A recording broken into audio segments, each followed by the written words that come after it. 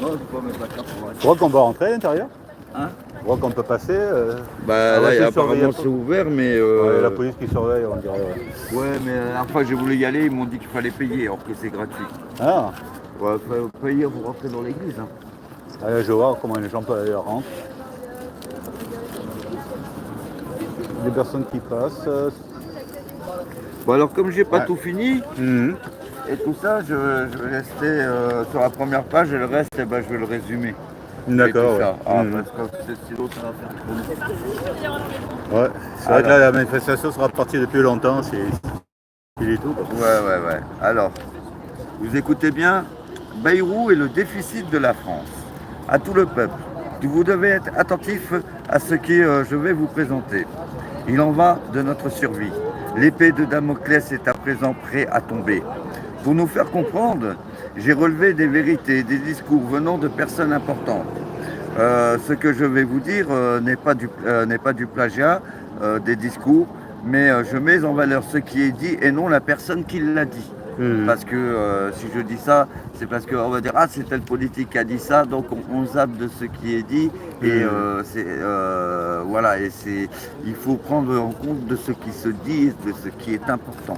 Voilà, je fais cela pour que vous soyez totalement à l'écoute de la réalité afin de comprendre les malheurs et la désolation qu'on nous prépare.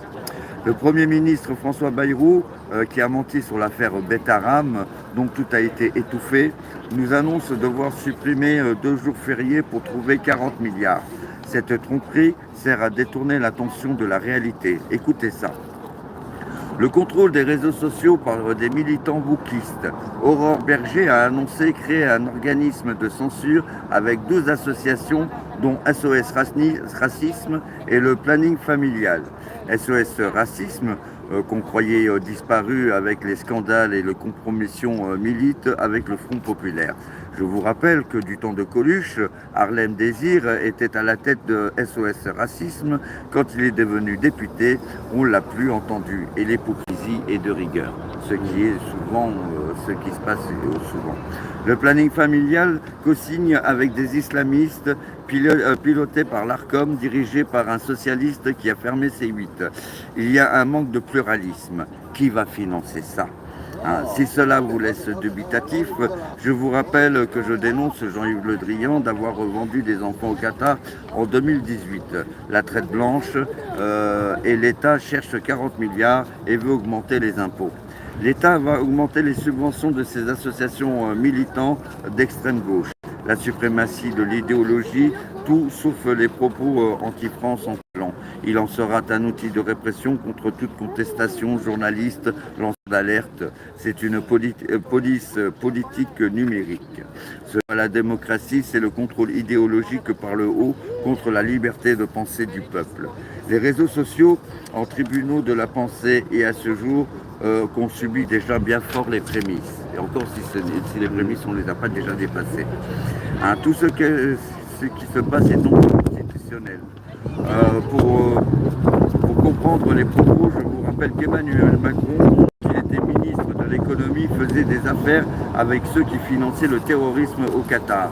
Un ministre de l'économie qui devient président et nous annonce toujours des déficits de plus en plus lourds. Soit c'est de la médiocrité ou il y a anguille sous roche. Je vous rappelle qu'après la crise Covid, la question a été posée. Qu'est-ce que vous avez fait des 600 milliards que l'Europe a donnés ? Il n'y a eu aucune réponse. L'État estime qu'il n'a pas à se justifier. Un ancien ministre de l'économie qui est incapable de justifier des finances, cela est douteux. Sous prétexte du déficit, on a même vendu ce qui apporte de l'argent à l'État, la Française des Jeux. Sont-ils vraiment incapables ou cela est prémédité ? Voici les réponses. Un livre écrit en 2016 par Emmanuel Macron, dont le titre est « L'État en mode start-up », dont les collaborateurs comme Karim Tadjeddine, consultant chez McKinsey. Une surprise qui a largement trouvé son compte dans la conception de l'action publique. Une surprise. Une entreprise, excusez-moi.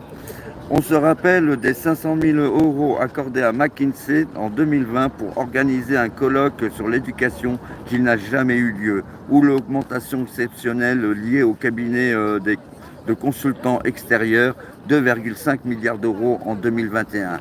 L'action publique semble aujourd'hui faire face à une équation impossible en réduction des moyens et des multiplications des mécontentements. La colère des fonctionnaires et des usagers n'a rien à voir avec la baisse des moyens. Quelle équation complexe, sans même une inconnue. Les approches traditionnelles de la réforme sont mises en échec. À cette approche décliniste, l'État en mode start-up oppose une autre vision, celle d'une action publique réinventée, plus agile et collaborative. Il faut comprendre que tout cela a été prémédité depuis très longtemps et que je vous rappelle que bien avant les présidentielles de Macron, Jacques Attali était venu annoncer tout heureux: la France sera plus une nation, elle deviendra une grande zone commerciale où on pourra tout y faire, tout acheter, on pourra même acheter des enfants. On pourra transférer un esprit dans un autre corps. La France en mode start-up. Alors, bon, j'ai pas fini, mais je vais vous expliquer. Vous savez que vous avez manifesté, on a fait la loi bioéthique, où on a retiré toutes les lois sur l'ovule. Ça, c'est pour le clonage, pour la GPA et toutes ces choses-là. Hein, et c'est dans toute la correspondance qui a été préméditée. Voilà. On parle aussi qu'il voulait acheter pour 2 milliards d'armement à Trump et tout ça, et que ça serait financé sur les pensionnaires. Voilà. Mais quand on voit aussi les trucs de l'euthanasie, parce que par derrière, il n'y aurait pas une hypocrisie, on pourrait faire tout ce qu'on veut, et il y a bien des gens qui disparaissent dans l'indifférence des autres, et on ne sait pas ce qui se passe et tout ça. Hein. Maintenant, il faut savoir, pour l'histoire de l'argent numérique, pour faire court, et tout ça, l'argent numérique qui va être mis en fin d'année, le problème de ce qui va se passer, c'est que tout sera surveillé. On pourra décider si tu as le droit de dépenser cet argent ou pas, s'il est utile ou pas. À partir de 1 000 €, ça sera signalé aux impôts, donc tu risques des contrôles, le contrôle fiscal et tout ça. Et on dit soi-disant que c'est pour le blanchiment d'argent, pour débusquer les dealers et tout. Mais quand il y a eu le franc en euros, ils auraient pu le faire, ça a été l'hypocrisie. Il y en a qui ont arrondi, les gens y gueulaient, et les députés avec les ministres, ils regardaient, ils laissaient faire et ils rigolaient. Hein. Donc tout ça, c'est de l'hypocrisie. Et il faut savoir, le danger, il est là. Parce que ça passe en argent numérique. Comment vont faire les pauvres pour se nourrir, pour demander une pièce, hein? Même s'il y en a qui boivent de l'alcool, ils n'ont plus l'alcool, et ils vont, ça va devenir plus méchant, plus violent, plus de délinquance. Que vous avez Laurent Wauquiez qui a fait son annonce, les LR, et en disant qu'il fallait faire la différence plus grande entre les pauvres et ceux qui avaient les moyens. Hein, c'est scandaleux, mais il faut savoir que le président des LR, c'est Bruno Retailleau, le ministre de l'Intérieur. Donc l'idéologie, elle est macroniste. Hein, et on voit toute la tromperie. Et que, ouais, avec cet argent numérique, ce qu'il faut prendre conscience aussi, c'est que regardez combien de fois on nous a dit les hôpitaux sont fait pirater, on leur a volé les données et tout ça, donc les piratages informatiques, mais combien de fois aussi les banques qui nous volé de l'argent, et puis impossible la croix et la bannière pour récupérer cet argent, donc ils feront ce qu'ils veulent, on n'aura plus de liberté et tout, et s'ils ont envie de créer le chaos, tu appuies sur un bouton, ah bah tout a sauté et tout ça, et les gens qu'est-ce qu'ils vont? Et ben ils vont s'écharpier l'un d'entre eux, ça va être le chaos parce qu'il n'y aura plus d'argent, il n'y aura plus rien, et on ne peut pas laisser nos vies sur des décisions. En plus, tout sera transmis à la banque de Francfort. Donc voilà, et que tout ça, eh ben, il ne faut pas laisser passer. Et que je vous demande de faire attention, parce que ce que je dis, c'est vraiment important, c'est vrai, mais est-ce que ces discours, vous les entendez, hein? Vous dire, mais attendez, c'est risqué, c'est très dangereux, ce qu'ils ont prévu de faire. Hein? Et tout ça, c'est toujours la foutaise, l'hypocrisie, parce que soi-disant, c'est pour choper les dealers. Mais pourquoi ils ne vont pas dans les cités et faire des nettoyages? Ils l'ont fait pour me dire, voilà, on fait ça, hein, mais c'est pas tu le fais une fois pour dire, bah voilà, on l'a fait, c'est on fait totalement. C'est vrai qu'ils ont réussi à tenir le peuple français avec le Covid, hein. Ils ont réussi à le tenir en laisse. Ouais. Bon, tout est dans l'hypocrisie. Donc j'ai résumé un peu ça et tout, et puis bon, bah, il faut s'interroger et tout, et que moi je maintiens toujours ce que je dis, que je suis l'Esprit Saint et que j'ai quelque chose de concret à présenter au peuple et tout, et que je peux dégager ma foi. Donc voilà. Après, bon bah je ne peux pas en dire plus, ça suffit, il n'y a pas besoin de faire du blablabla. Bla, bla, bla. Et ce que j'ai dit c'est vraiment inquiétant et tout, et donc il y aura des annonces. J'ai entendu, j'ai noté ça.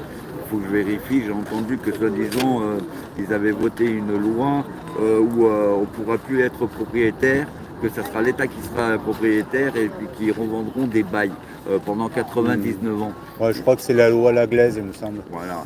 Et des bails pendant 99 ans, donc voilà, et après, au bout de 99 ans, ils récupèrent le bail, et puis voilà, tu vois, c'est carrément la start-up, donc on ne pourra plus devenir propriétaire.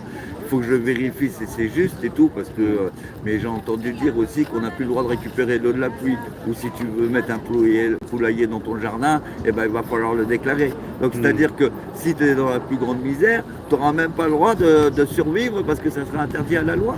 Tu vois ce que je veux te dire? Et ça va beaucoup trop loin.